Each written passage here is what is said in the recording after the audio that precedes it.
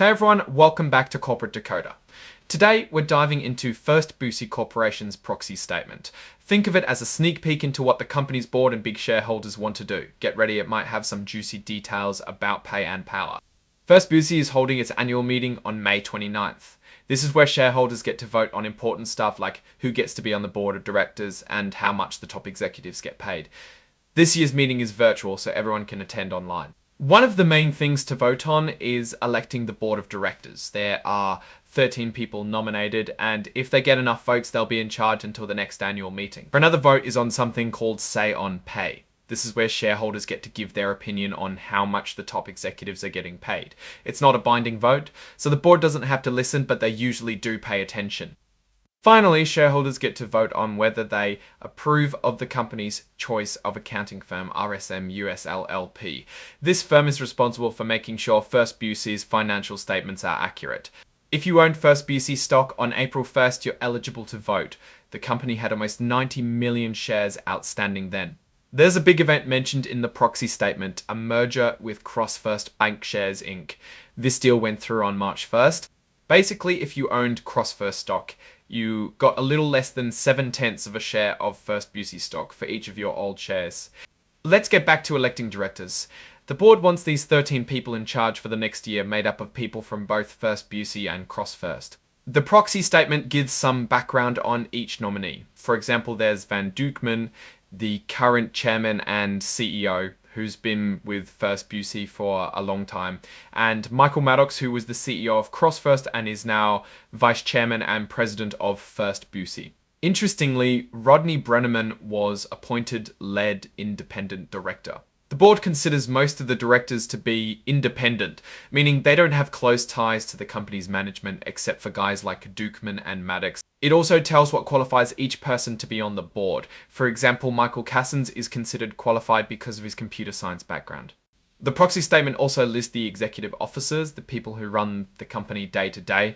Amy Randolph is the chief operating officer, and she's been in that role since late 2023. Because of the merger, the board had to make some changes to how it's structured. They made a deal to keep a certain number of CrossFirst directors on the board for a while. The Executive Management Compensation and Succession Committee, or Compensation Committee, is responsible for deciding how much the top executives get paid. The head of the Compensation Committee is Stephen King, and the committee has several responsibilities, including coming up with strategies for who will take over when the current executives leave. The Audit Committee makes sure the company's financial reporting is accurate and that the outside auditors are doing their job right. The Nominating Committee is in charge of finding people to nominate for the Board of Directors. The Enterprise Risk Committee makes sure the company is managing its risks properly. If a shareholder wants to nominate someone for the board, they have to follow a specific procedure outlined in the proxy statement. The document reminds everyone that they can get a free copy of the annual report, which has all the financial details. First, Busey doesn't require the chairman and CEO roles to be separate, believing the arrangement is efficient with current executives. It also has a lead independent director to help governance. The board oversees how management handles risk. The Enterprise Risk Committee, Audit Committee, and Compensation Committee are involved in the risk management. There's also a code of ethics that applies to everyone at First Busey, from the top executives to the regular employees. The directors get paid for their work, mostly in cash and stock units that they can't cash out until later. Looking at the numbers, directors like Stanley Bradshaw and Frederick Kenny earned around $147,000 last year. This section shows who owns a lot of stock in First Busey. Van Dukeman owns nearly 500,000 shares, and Stephen Capel owns almost 600,000.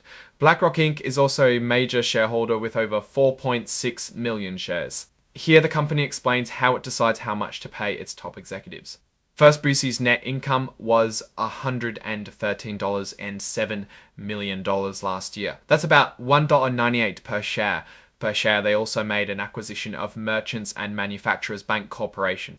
The credit quality, meaning people paying back their loans, is fairly strong, but has increased since the previous year. The CEO, Dukeman, had the opportunity for a bigger bonus payout than the other top executives. Executives also got stock awards. For instance, Dukeman got stock valued at almost $1 million. This table shows how much money execs get upon different termination events, like involuntary termination or death. For 2024, the CEO's pay was about 43 times the pay of the median employee. Compares executive pay to performance like net income, total shareholder return, and average total for other NEOs. Okay, so what's the big picture here? First, Busey is going through a major transformation with this merger, and there are significant changes coming to the board and leadership. Executive compensation is high, and shareholders vote on whether the compensation is right.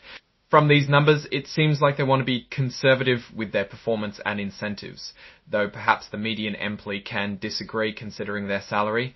The board structure shows some effort to balance legacy interests from First Busey and CrossFirst. Thanks for watching Corporate Decoder. Don't forget to like, subscribe, and let me know what you think in the comments below.